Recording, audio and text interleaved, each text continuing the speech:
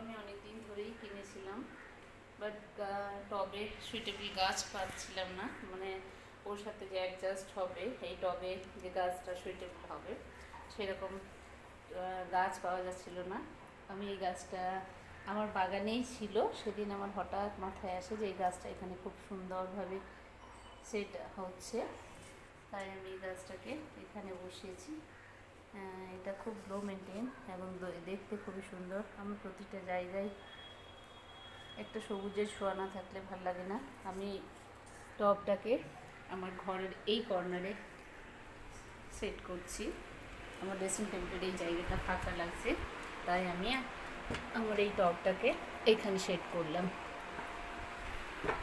Thank you ফ্রেন্ডরা, okay like subscribe please.